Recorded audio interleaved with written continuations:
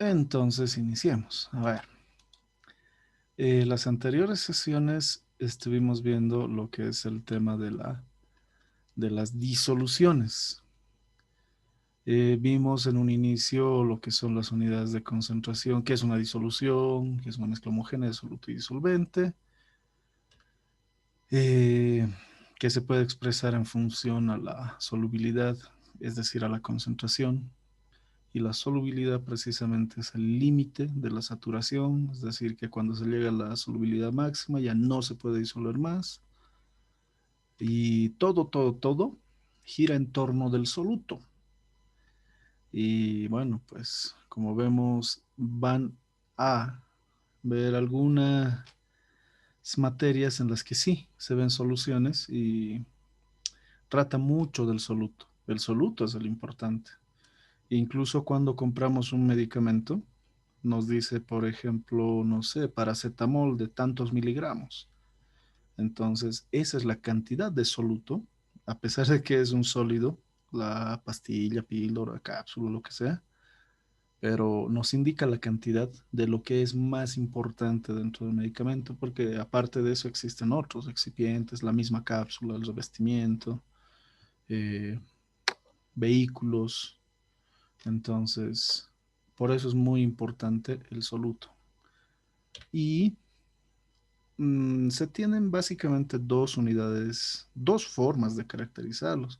Una que son las unidades de concentración física, donde básicamente no nos importa mucho el hecho de que un soluto sea así o sea asá. Es decir, que no nos importa si es sal, azúcar, alcohol o qué será. Pero en las unidades de concentración químicas, que ya son la molaridad, normalidad, molalidad y fracción molar, sí le damos importancia a la naturaleza del compuesto químico, en el sentido de que será importante por el hecho de que se va considerando la cantidad y el tipo. Es decir, yo voy a considerar el peso molecular en el caso de la molaridad. Es muy importante recordar eso, el peso molecular, porque cada compuesto tiene un peso diferente. Incluso si encontramos dos compuestos con el mismo peso molecular, se pueden comportar diferente. Un ejemplo, el ácido, aquí lo vamos a anotar, el ácido sulfúrico y el ácido fosfórico. Estos dos ácidos tienen cierto parecido, pero tienen el mismo peso molecular. Redondeado, claro. Tienen 98 cada uno. Pero se puede ver, hay una gran diferencia en esto. Miren, aquí hay tres hidrógenos y dos hidrógenos. Esa es una caracterización del equivalente químico, que lo vamos a ver también en la normalidad. Entonces, sí va a ser muy importante. Fuera del peso molecular van a existir otras características muy importantes para las concentraciones y en particular para las unidades de concentración química. Vimos la molaridad, que se puede representar con estas formulitas. Una cosa es la definición y otra cosa es la fórmula, ¿sí? Es muy importante. Por ejemplo, una gran diferencia. Algo sencillo que podemos ver incluso en biología, que es el IMC, índice de masa corporal. Nos da una proporción entre la estatura y el peso para establecer eh, la relación y determinar si es que estamos en un peso ideal con sobrepeso o bajos de peso. Entonces, esa es la definición. Pero su formulita, bueno, pues es el peso dividido entre el cuadrado de la altura. Listo. Son dos cosas muy diferentes. Así es que si les dice a alguien, definan molaridad, ustedes simplemente tienen que decir, es el número de moles de soluto en un litro de disolución. Cuidado que les estén dictando la fórmula. Es muy diferente. ¿Sí? Vimos un ejercicio simple de preparación de soluciones, donde yo le doy una masa de soluto y logro un volumen de disolución. En la realidad, esto se prepara de la siguiente manera. Yo voy a tener acá el ácido concentrado y de acá voy a sacar una fracción para prepararlo.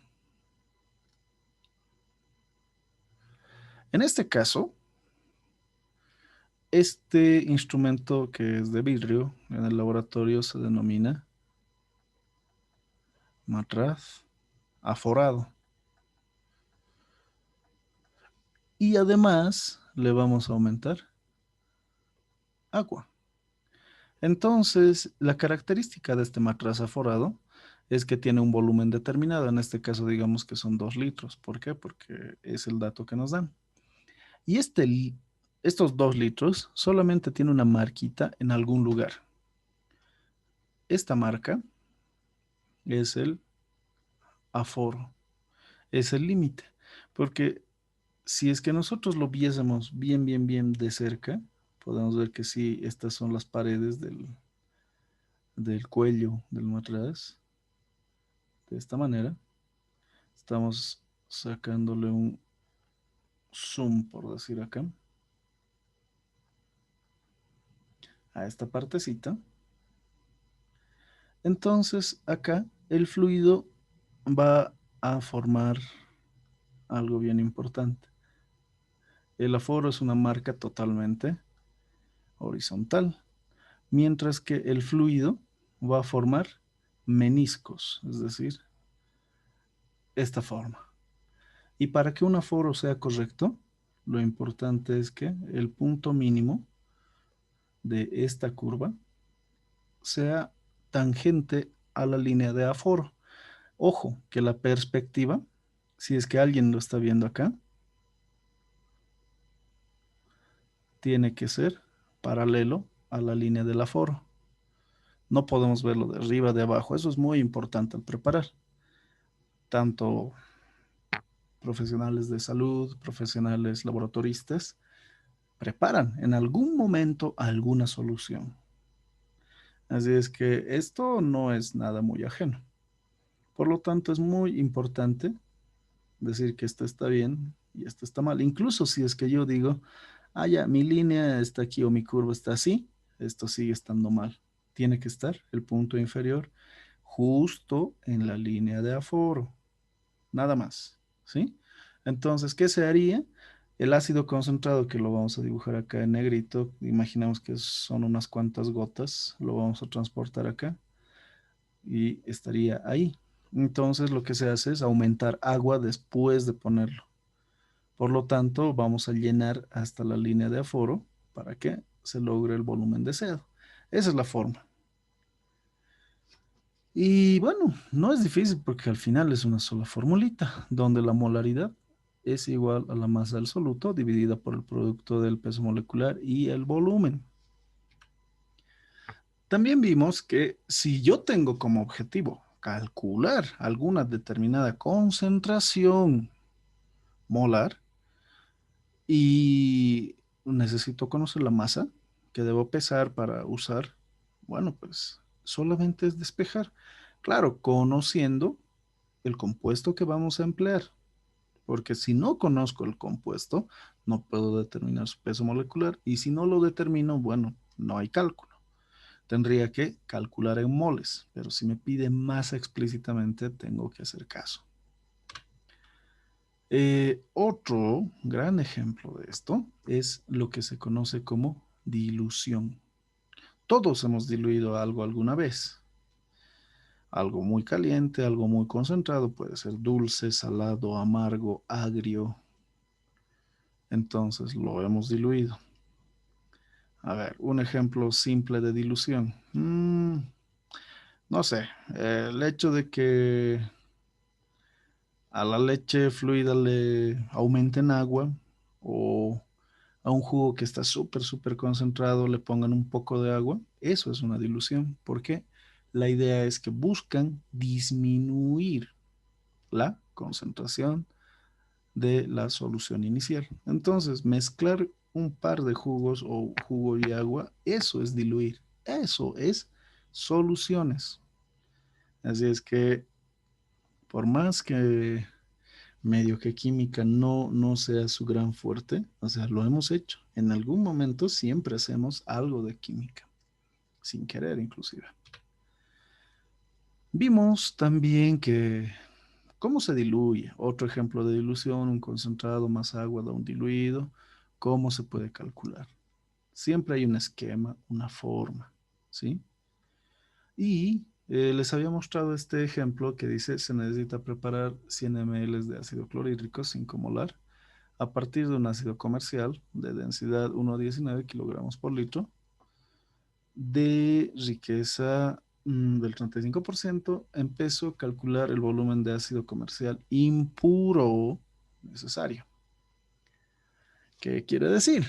O sea que yo tengo un ácido concentrado y esto con un poquito de agua me va a dar el ácido diluido, ¿verdad? Yo tengo sus datos. Por ejemplo, me dice se necesita preparar. Eso quiere decir que es el diluido. Yo quiero preparar 100 ml de este ácido clorhídrico diluido, cuya concentración es de 5 molar. A partir, quiere decir que es el origen, el concentrado, que tiene una densidad de 1,19 kilogramos por litro, cuya riqueza es del 35%. Ahora, riqueza, ¿a qué se refiere? La riqueza en el caso de la solución, como habíamos mencionado antes, es la cantidad del soluto. En este caso, como se está hablando del ácido clorhídrico, esto también tiene ácido clorhídrico, obviamente, y agua. Entonces, cuando nos referimos al 35%, nos referimos al soluto. Siempre, siempre, siempre, siempre. Por ejemplo, esta temporada que ha sido un poco rara, el alcohol. Se estaba vendiendo dos o tres tipos de alcohol. Uno que es muy concentrado de 96 grados y otro que es de 70 grados. Entonces, esos grados, los grados Gay-Lussac, se refieren a la cantidad de alcohol presente. Uno es más intenso, más concentrado, más fuerte que el otro. Y ese concentrado lo diluimos para llegar a una cantidad apropiada. Y el otro está en la cantidad apropiada, pero se vende un poquito más caro porque siempre se busca ganar, ¿no? Entonces, ahí está el detalle, ¿sí? Vamos a sacar una cantidad pequeñita, lo vamos a poner acá y le vamos a aumentar agua hasta lograr el volumen. Ahora, ¿cómo se calculará todo esto? Se empieza a calcular de el que tenemos más datos. Como acá me dice cuál es el volumen. Volumen incógnita. Allá. Tengo volumen. Esto es densidad.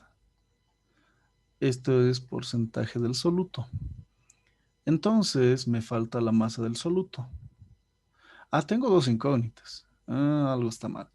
Acá yo tengo el volumen y tengo la molaridad. Ya sé que es ácido clorhídrico. Por lo tanto, inmediatamente yo puedo calcular su peso molecular, que es de 36,5 gramos sobre mol. Y conociendo el volumen, además de la molaridad, yo puedo calcular la masa del soluto. Y esta masa del soluto es exactamente la misma que viene del concentrado. ¿Por qué? Porque el agua no tiene nada de ácido. Por lo tanto, esta es la misma cantidad y ya tendría solamente una incógnita. Así es como tenemos que buscar lo que se calcula. Siempre, siempre, siempre, siempre busquen algo lógico. Y si tienen muchas incógnitas en una sola ecuación, de seguro van a encontrar la respuesta con los demás datos. Entonces, primer paso. Primero, calcular la masa de ácido clorhídrico puro. ¿Sí? Eso es lo primero. ¿De dónde? De la molaridad. Y eso resultaría de molaridad por el peso molecular del soluto por el volumen de disolución. ¿Tengo todo? Claro que tengo todo. Molaridad, 5. ¿Qué unidades tiene? M.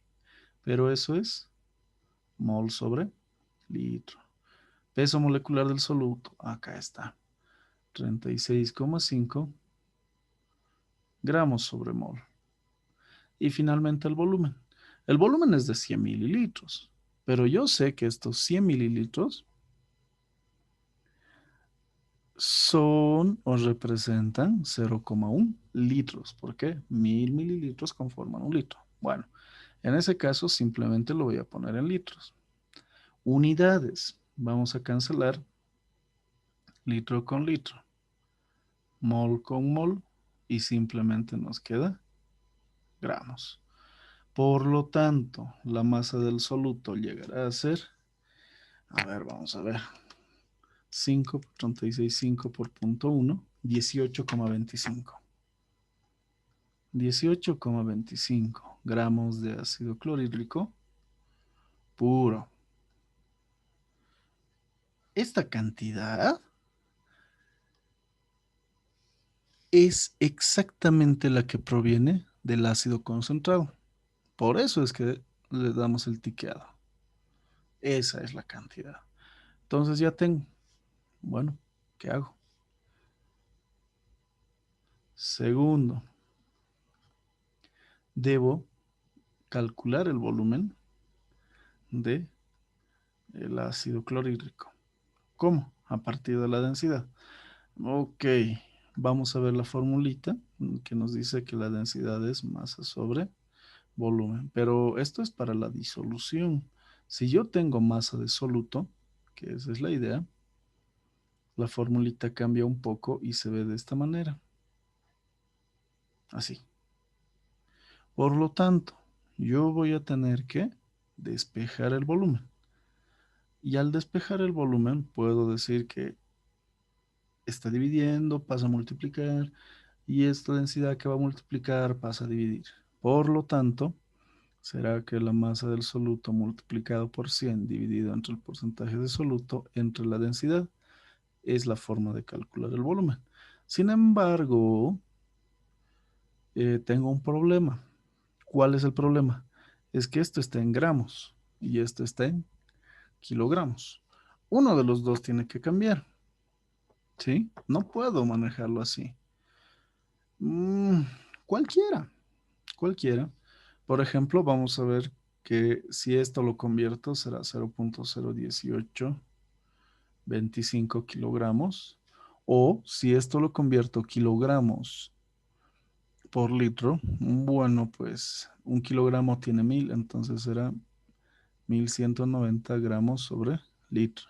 Sí, la densidad se puede expresar así, aunque no es tan cómodo y se desea más que sea gramos por centímetro cúbico o mililitro. Pero veremos a ver qué sale. Uno de los dos solamente hay que cambiar, no hay que cambiar los dos. A ver, cambiamos primero la masa de soluto, es decir, 0,01825 por 100 y dividido al 35% entre 1,19. Unidades. Esto está y acá lo vamos a poner con verde. Esto está en kilogramos y esto está en kilogramos sobre litro. Por lo tanto, los kilos con los kilos y nos queda litros. Y acá, a ver, veamos el resultado, 0,01825 por 100 entre 35 y 1,19 será 0,0438 litros. Es decir, que esto será 43,8 mililitros. Y si cambiásemos, y no lo pongo en kilogramos, más bien lo dejo en gramos, esto sería, lo vamos a poner en celeste, 1825 por 100 entre 35 dividido entre 1190. 1825 por 100 entre 35 y 1190 sale exactamente lo mismo. es decir, 0.0438 litros, que sabemos que son 43,8 mililitros. ¿Sí?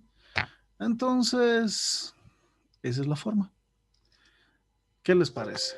Fácil, difícil, feo, bonito, no tan difícil.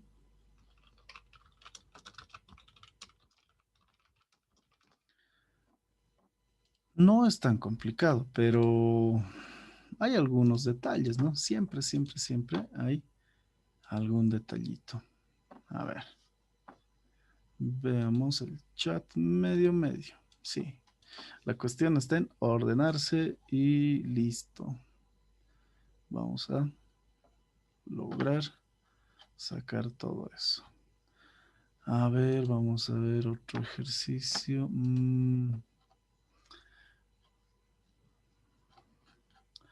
Vamos a hacer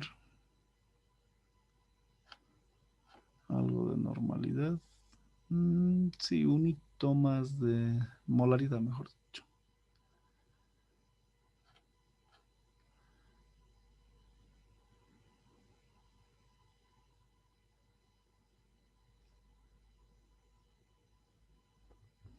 A ver, este es un problema típico. No es que sea tan feo, pero la cuestión es que se tiene que explicar.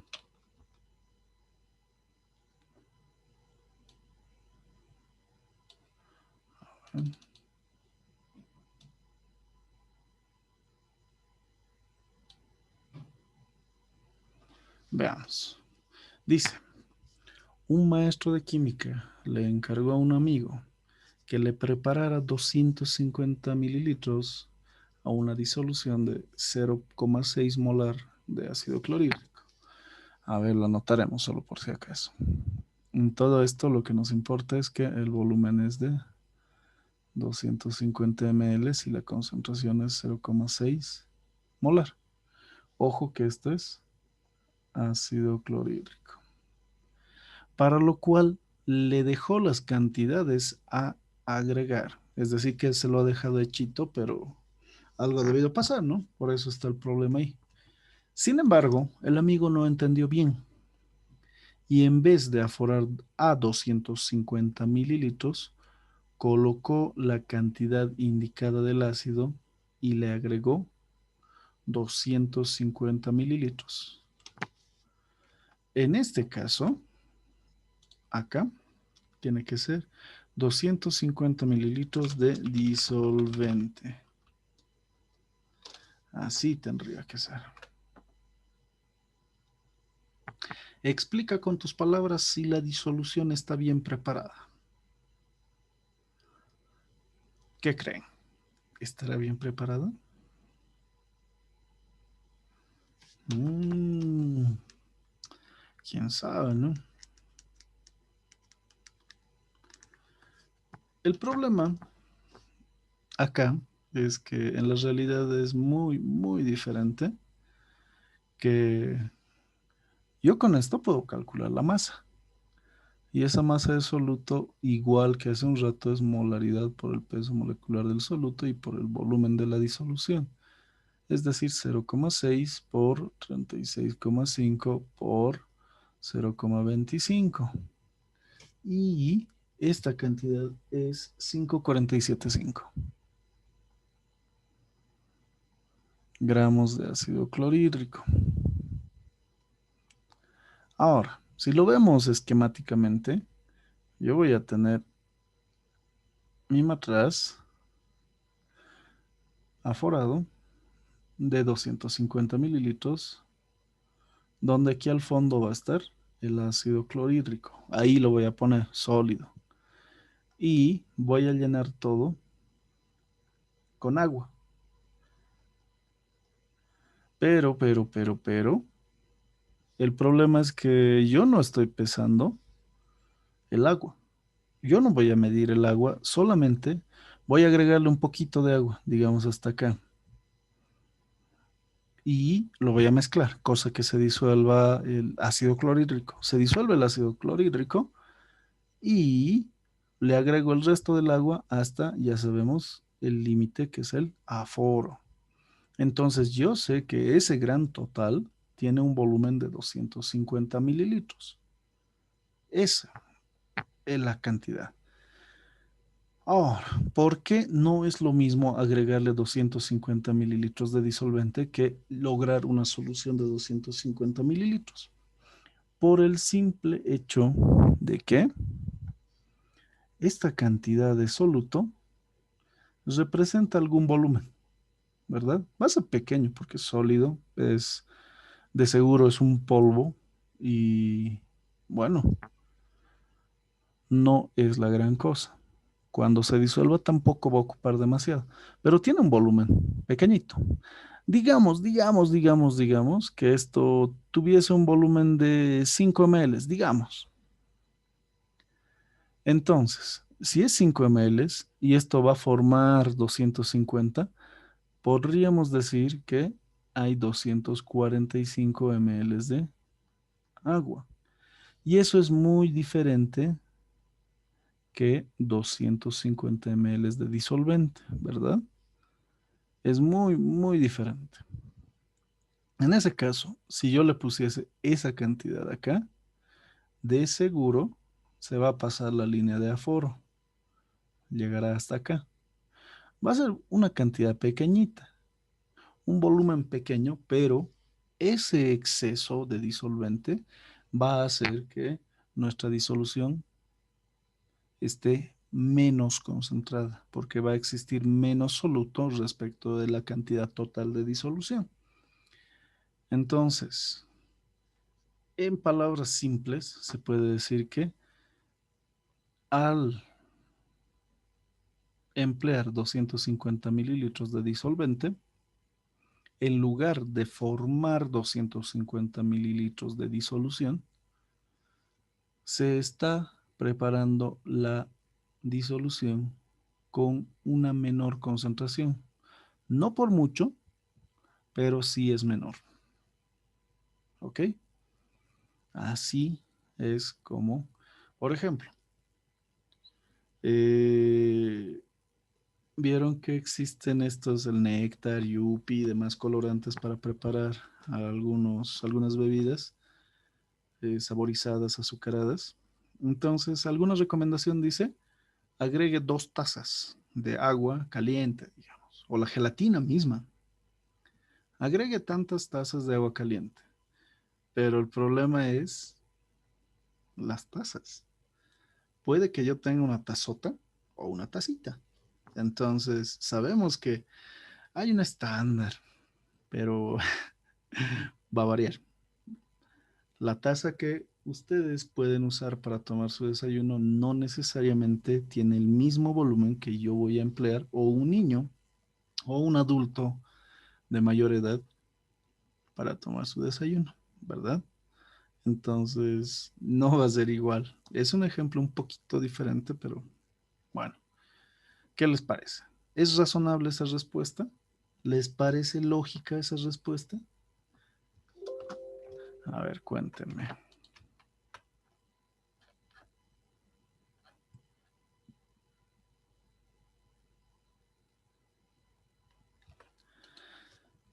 Bueno, ahora lo que quiero hacer y quiero mostrarles es esta otra unidad de concentración química, que es la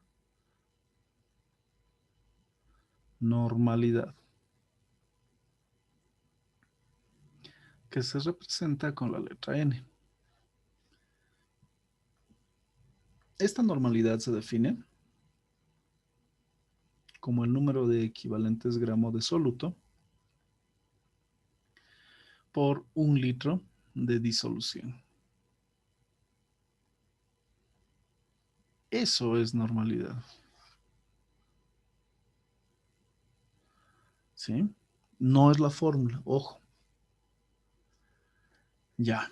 ¿Qué tiene de diferente respecto al otro? Ah, bueno, vamos a ver, porque no sé qué será equivalente gramo. A veces no se hace o si se hace nos olvidamos, ¿sí?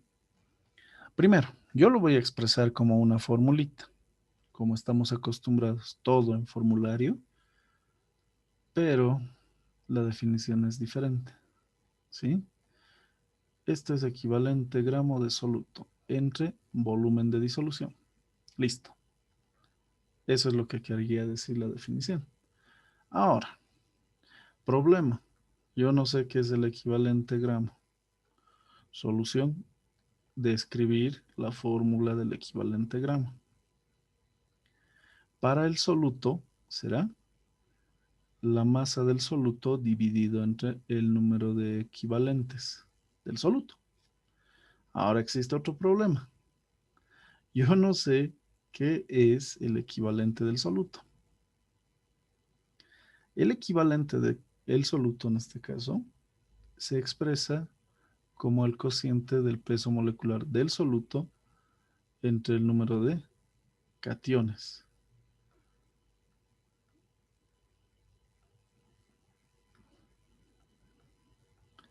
Cationes. Ok, eso ya es raro. ¿De dónde sale esto? Esto que acabamos de escribirlo y es el número de cationes, esa partecita la vamos a describir para los compuestos, para los diferentes compuestos que podemos encontrarnos. En general nos vamos a encontrar con lo siguiente. Por ejemplo, podemos encontrarnos con ácidos, bases, óxidos, sales y, algo muy importante, compuestos redox. Ejemplo de ácido. Uno que hemos visto hace rato, ácido clorhídrico, ácido sulfúrico, ácido arsénico, ácido pirofosfórico, ¿verdad? Bases, hidróxido de sodio, hidróxido de magnesio, hidróxido de aluminio, hidróxido de estaño. Óxidos, a ver, potasio, K2O,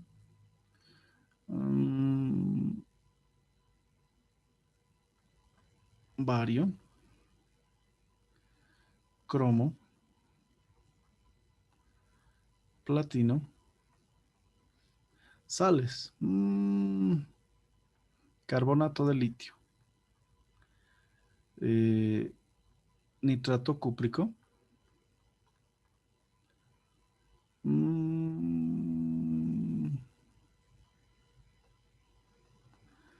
esto,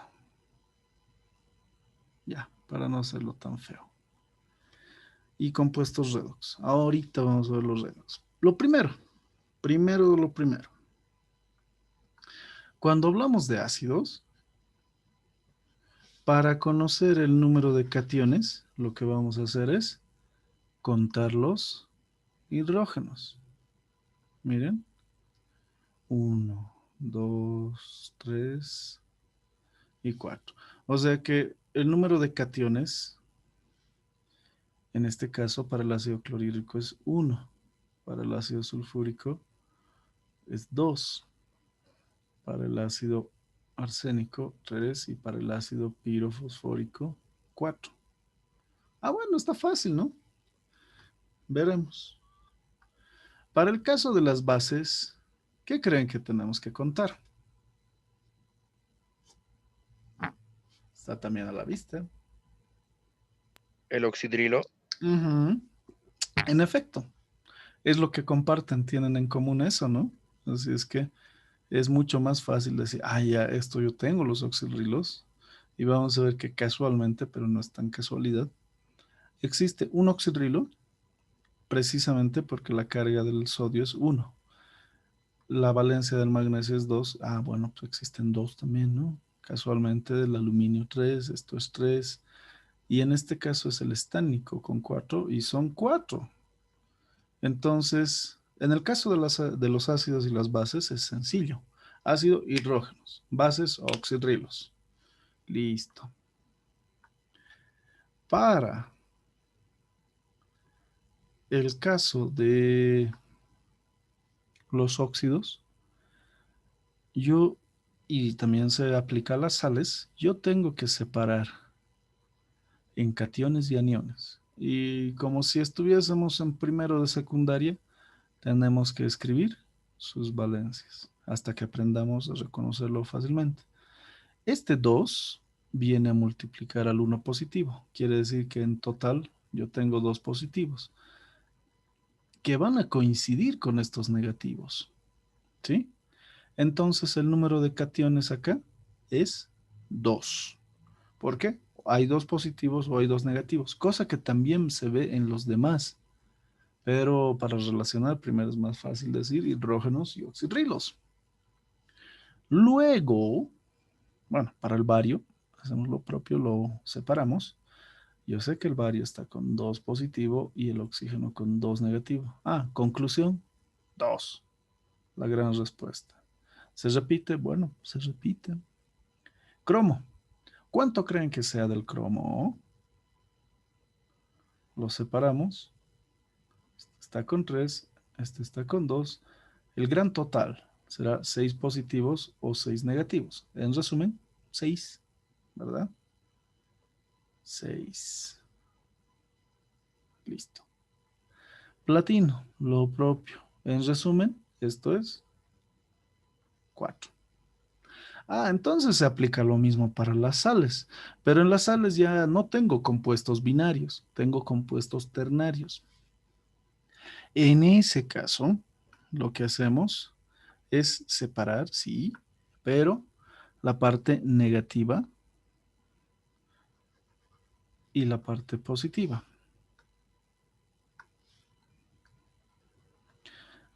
Ok. ¿Qué es más fácil contar? Usualmente los positivos. ¿Por qué es más fácil contar los positivos? Porque, bueno, el litio tiene 1 y con 2 da un total de 2. Y los carbonatos, este carbonato, todo este carbonato tiene 2 negativo, sospechosamente, ¿no? Así es que coincide. Lo propio, acá este cúprico tiene 2 positivo, que ojo que se repite acá, y este nitrato tiene uno negativo, que multiplicado por el 2 hace un gran total de 2. Y acá el amonio tiene uno positivo, este es uno positivo, y el sulfato tiene 2 negativo. O sea que este gran total es de 2 positivo, y sí, también es 2. No todas las sales van a tener 2, pero en estos ejemplos sí. ¿Qué les parece? No es tan grave, pero necesitamos recordar nomenclatura, recordar sus valencias y bueno, ver eso. Y ahora, ¿qué pasa con redox? En el caso de redox, nosotros sabemos que redox es reducción o oxidación.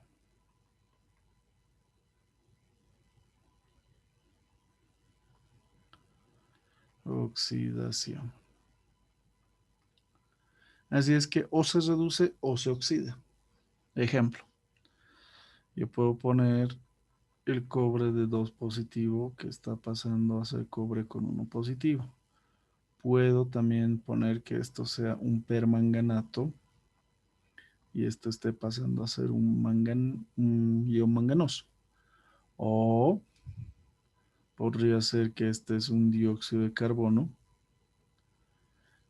que esté pasando a ser, por alguna extraña razón, monóxido de carbono, digamos.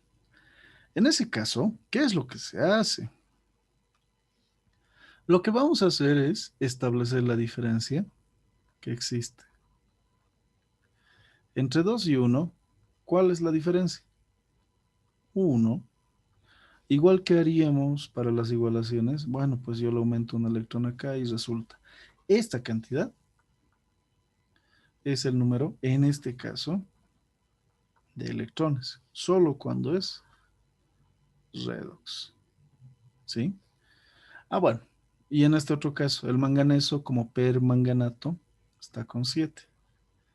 De 7 a 2 hay 5 electrones.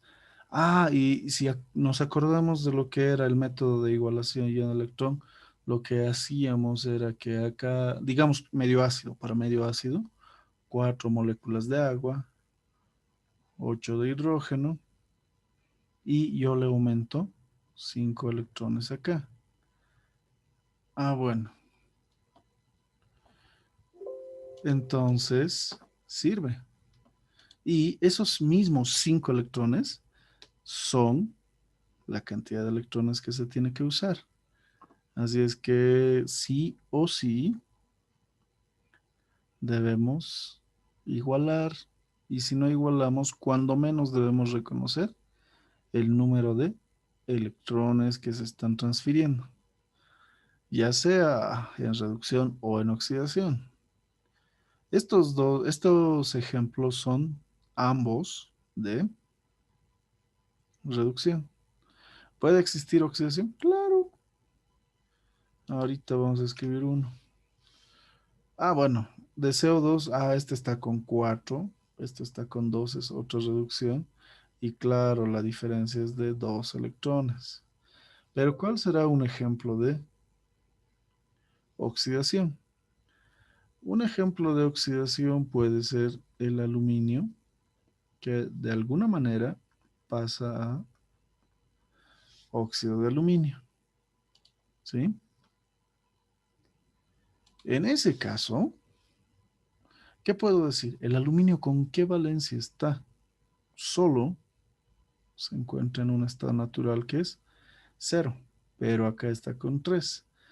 Como son dos aluminios y yo tendría que hacer la igualación y todo, yo puedo concluir que esta diferencia es de 6 electrones.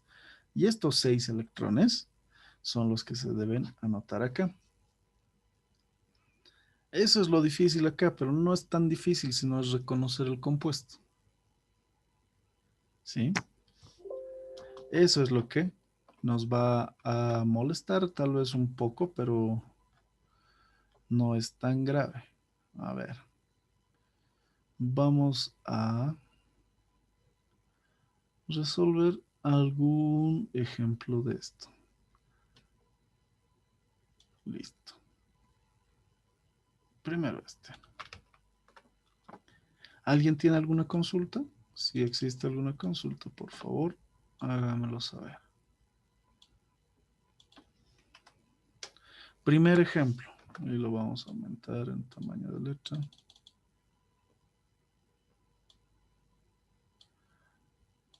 Así y así.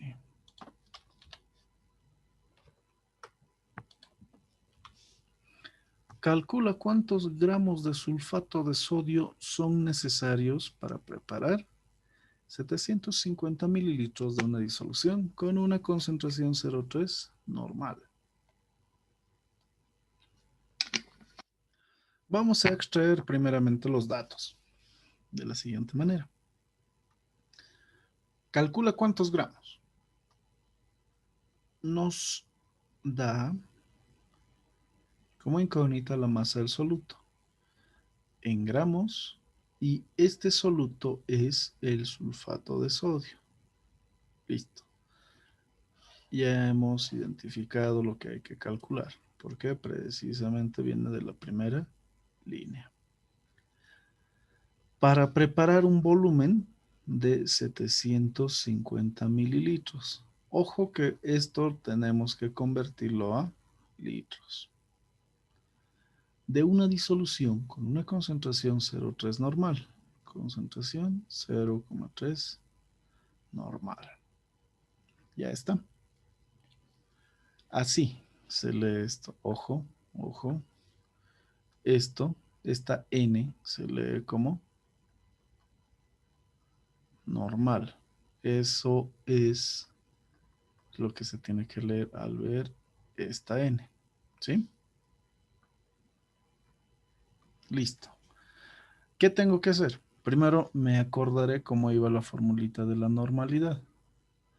Si yo lo desgloso, porque aquí vimos que la normalidad tenía todos estos pasos, que acá era esto y este equivalente es esto. Yo lo reemplazo en la primera formulita.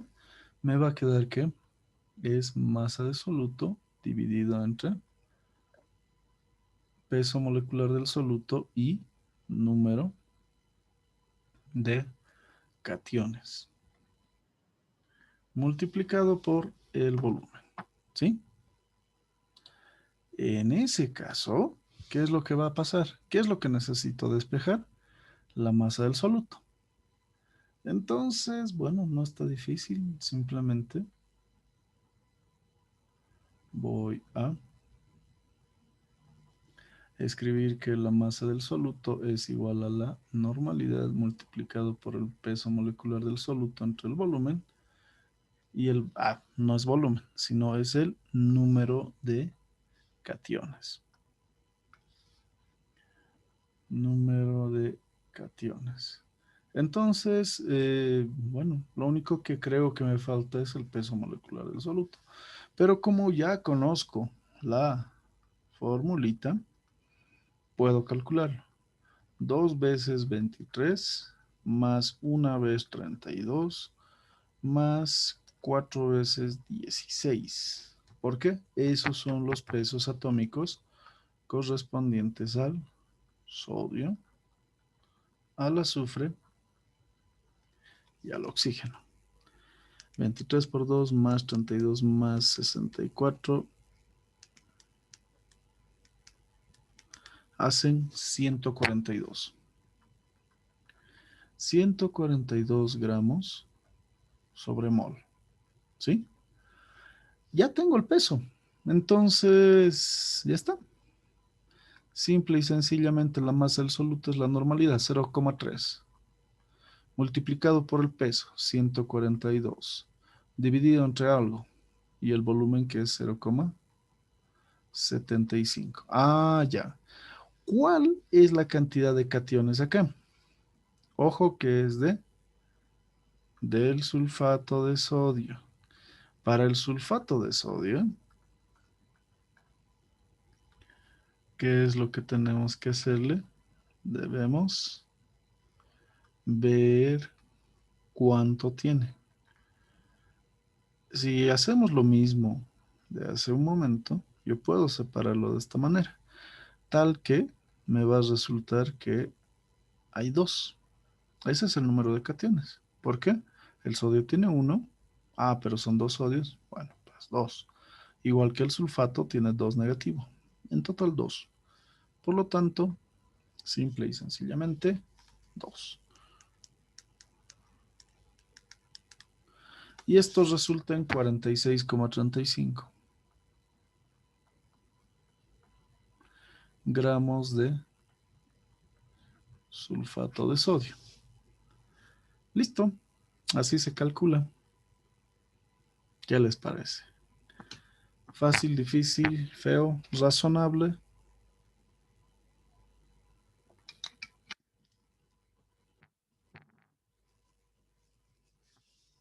Sí, no está tan feo, pero es un tipo de problema más. ¿Sí? Ahora, hay algo muy importante acá. Eh, vimos la molaridad. Si escribimos su formulita desarrollada, se ve de esta manera. Y hace un instante escribimos la fórmula de la normalidad. Así. Si es que yo aplico medios y extremos operando esta fracción adecuadamente, esta fracción que es la normalidad se verá de esta manera. Peso molecular del soluto, volumen, masa del soluto y el número de electrones. Ahora, ¿por qué lo he escrito de esa manera? Eso es un misterio. No, no es un misterio, sino que Todo esto básicamente es eso, ¿verdad? Es lo mismo. O sea que yo podría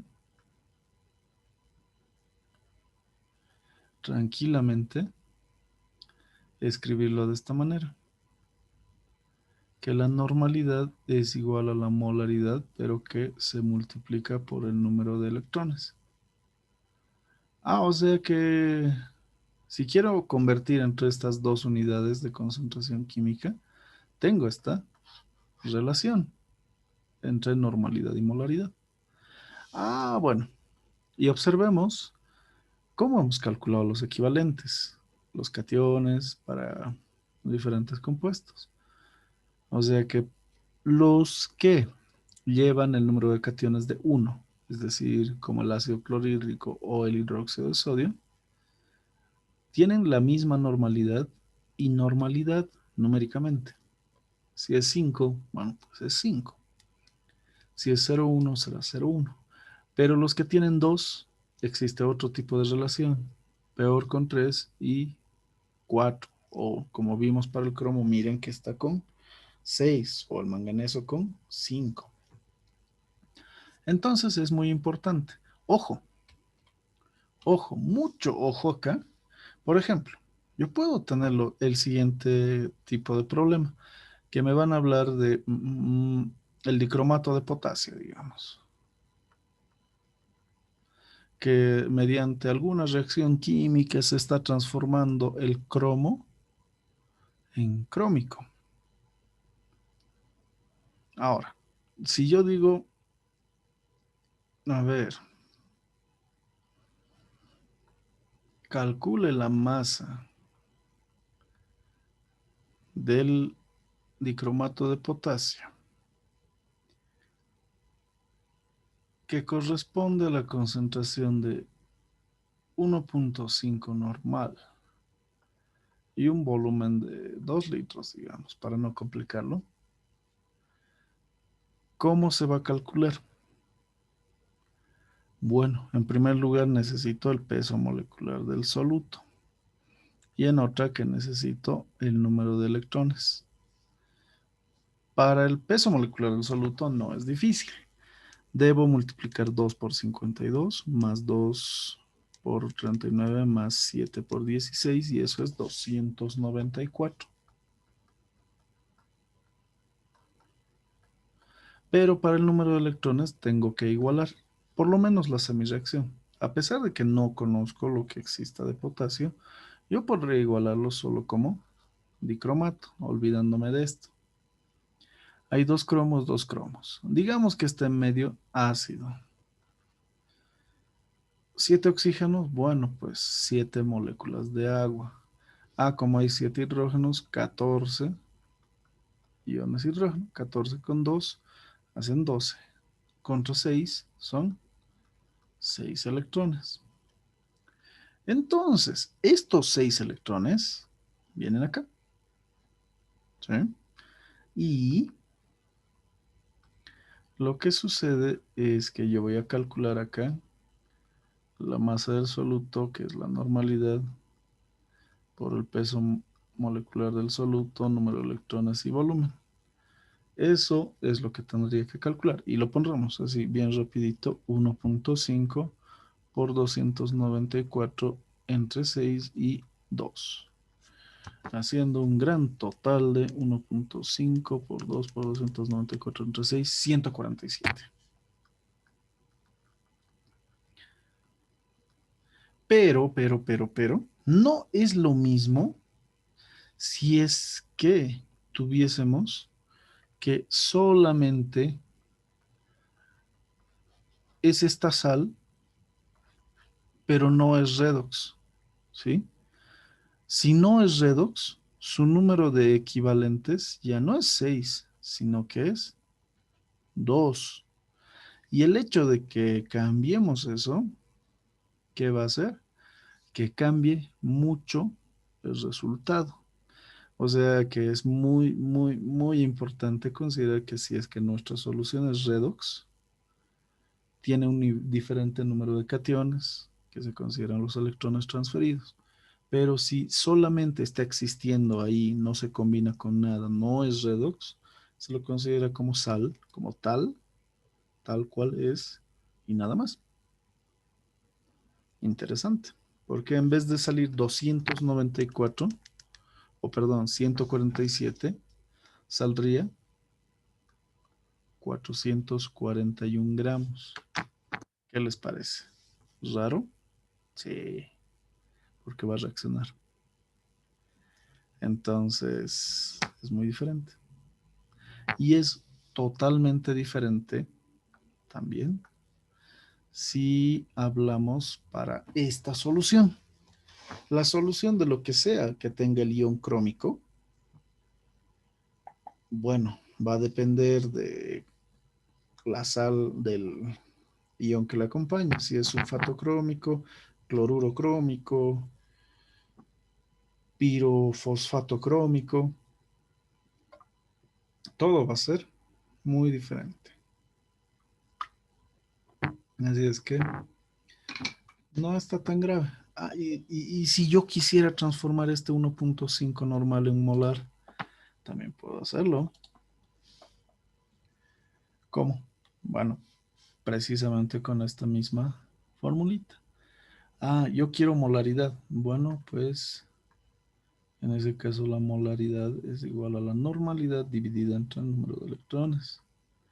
Y si yo tengo 1,5 dividido entre 6, y eso me va a dar 0,25.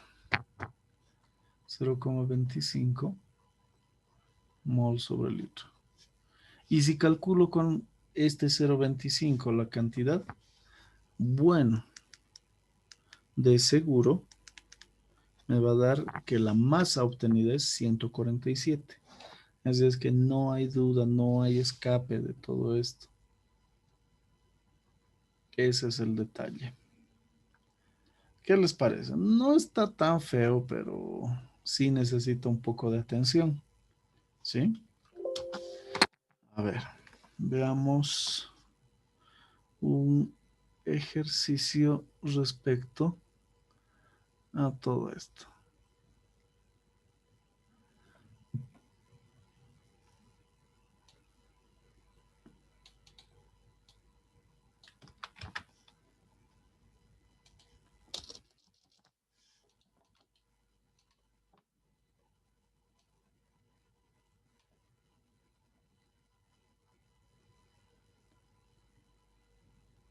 A ver, función de autoguardado.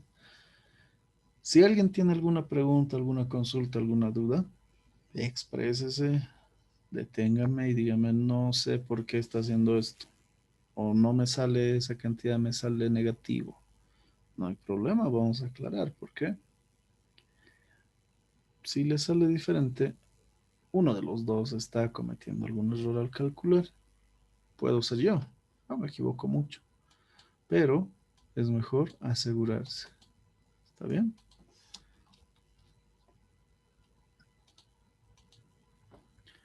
Ok. Mira, calcula cuántos gramos de hidróxido férrico, y sí, esto debería ser un 3 pequeñito, un subíndice, lo vamos a poner como subscript. Con una pureza del 75% son necesarios para preparar 500 ml de una disolución de concentración 1.3 normal. Ok.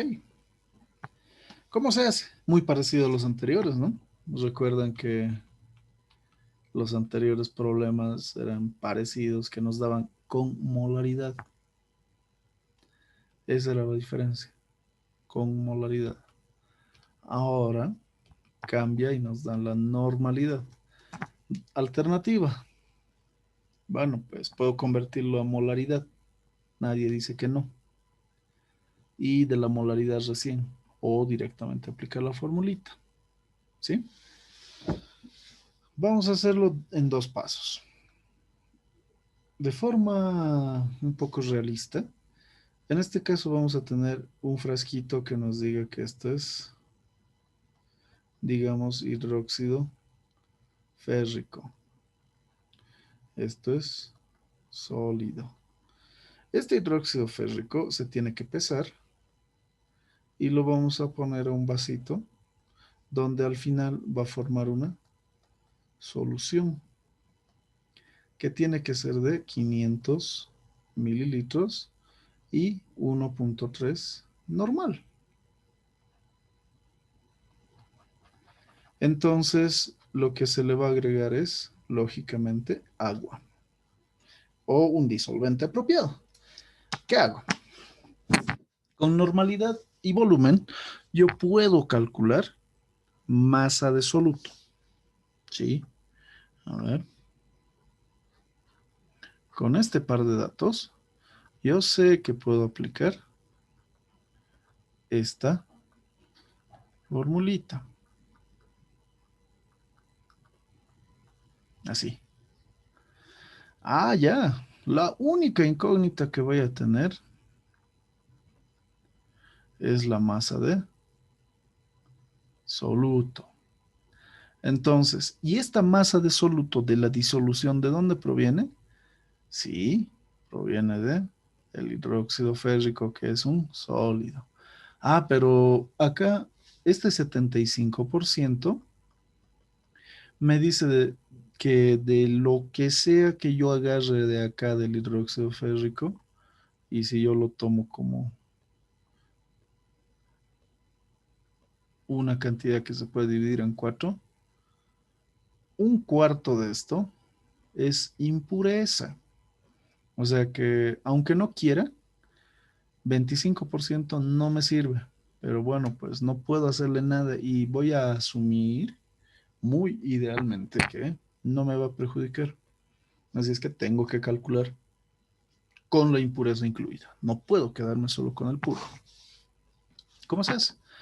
Como dijimos, de acá vamos a despejar la masa de soluto, que es la normalidad, por el peso molecular del soluto entre el número de oxidrilos y el volumen. Eso quiere decir que 1.3 se multiplica por, ¿cuánto será el peso molecular? El hierro, 56, el oxígeno 16, el hidrógeno 1. 56 más 17 por 3 da lugar a 107. ¿Cuánto debo poner en el número de oxidrilos? Claro, ahí está la respuesta. Son oxidrilos, 3. Y el volumen, que es de medio litro, 0,5. Por lo tanto, esta masa, 0.5 entre 3, es de 23,18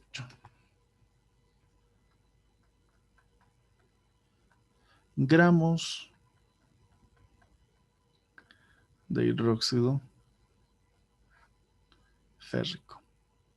Ojo, todo lo que estamos calculando y lo que se calcula en realidad es puro. Ya, justo lo que hablamos, puro, impuro, total. Entonces, la segunda parte de este cálculo viene en calcular la impureza. Estito, yo necesito sumarle y calcular todo. No puedo solo tener puro porque viene con 25% de impureza. O sea que a este 23,18 gramos de hidróxido férrico puro, yo sé que cada 100 gramos, y lo vamos a escribir así, de hidróxido férrico comercial, para diferenciarlo, solamente 75 gramos son puros, ¿sí? Por lo tanto, y en ese sentido, se me pueden ir las unidades de gramos de hidróxido férrico puro con gramos de hidróxido férrico puro. Y simplemente operar 23,18 con 100 y 75, cosa que resultará en 30,91. 91 gramos de hidróxido férrico comercial. Obviamente que está al 75% de pureza. ¿Sí? ¿Qué les parece? ¿Fácil, difícil, feo? No estaba tan feo, ¿no? Espero. Así es que no es tan grave.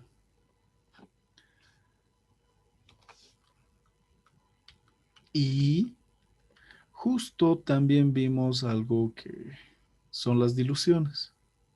Las diluciones también aplican para esto, ¿sí? Si tuviésemos exactamente el mismo problema, pero con normalidades, se hace lo mismo. Miren,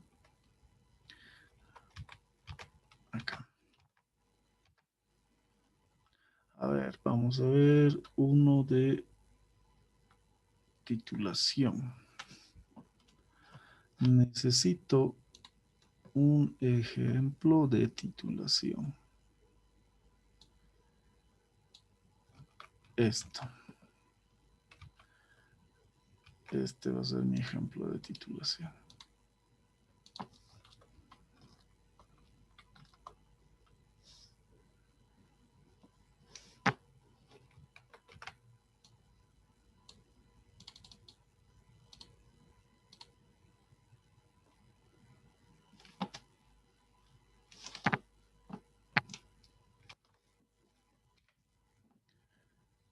Veamos esto.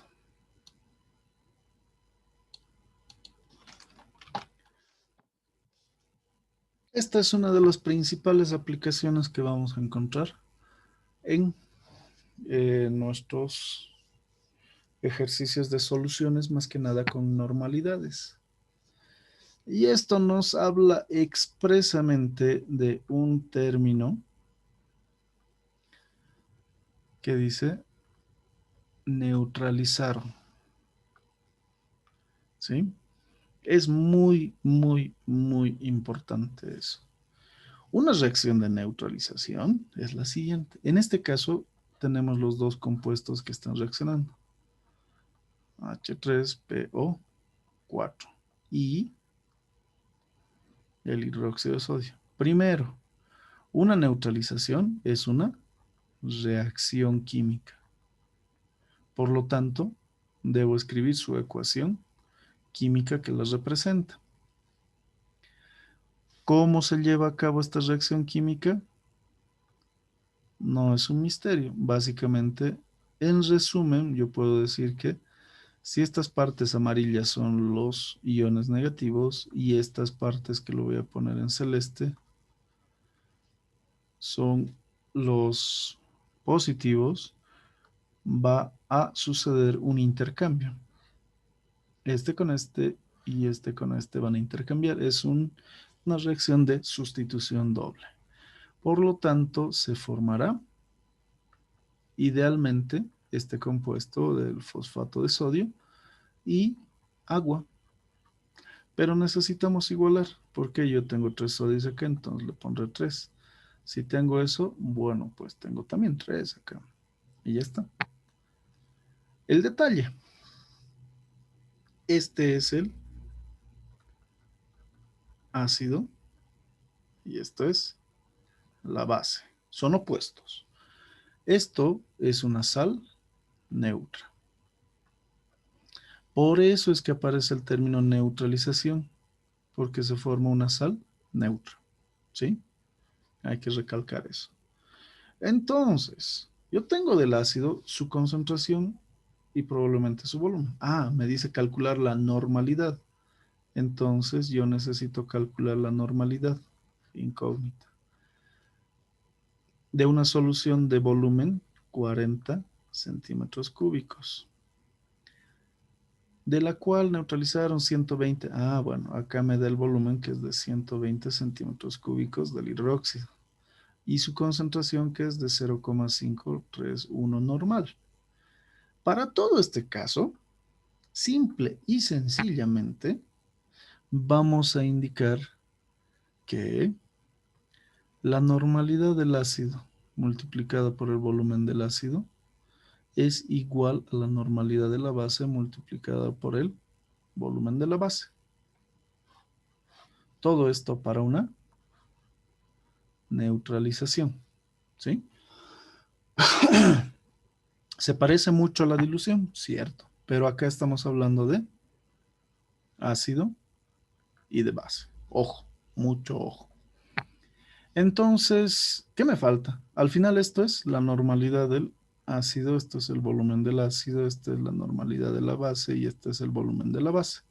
Lo único que no tengo es la normalidad del ácido, por lo tanto yo lo despejo. Normalidad de la base, volumen de la base, volumen del ácido.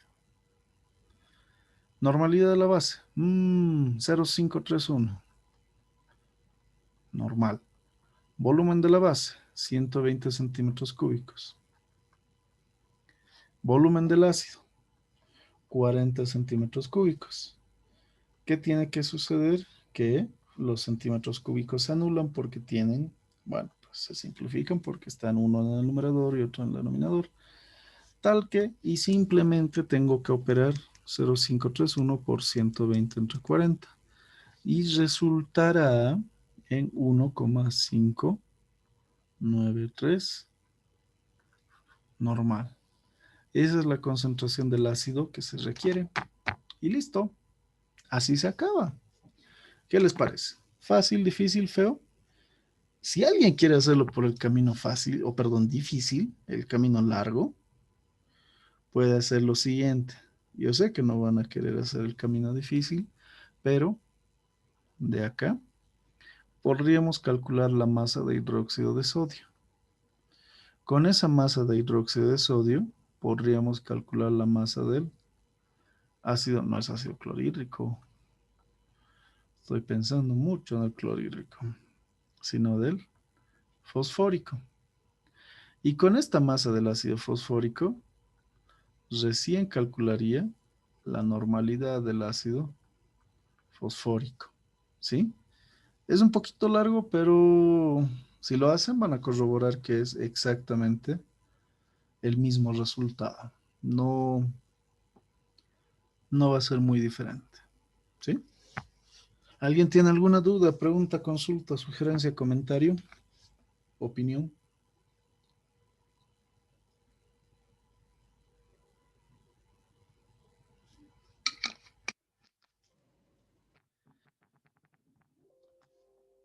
No está tan grave. Y eso es bueno. Pero para ver ustedes mismos si es que tal vez se puede resolver, tal vez no, intenten hacer esto. Es un poquito diferente, pero tiene exactamente el mismo principio. Y sigue tal vez, si le dan la oportunidad, el segundo camino que les he mostrado hace un momento. ¿Sí? ¿Qué volumen de ácido sulfúrico 5 normal se necesita para neutralizar una solución que contiene 2,5 gramos de hidróxido de sodio? ¿Cuántos gramos de ácido sulfúrico puro se necesita? Mm, no está muy complicado. Pero ojo, una cosa que quería decirles. Esto no es un invento, simplemente se establece que el número de equivalentes gramo del ácido debe ser exactamente el mismo en equivalentes gramo de la base.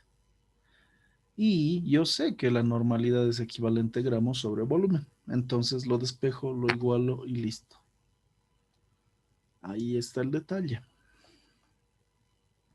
Pero también sé que el equivalente gramo se puede escribir como masa entre el equivalente. Así es que ahí está el truco para resolver este ejercicio.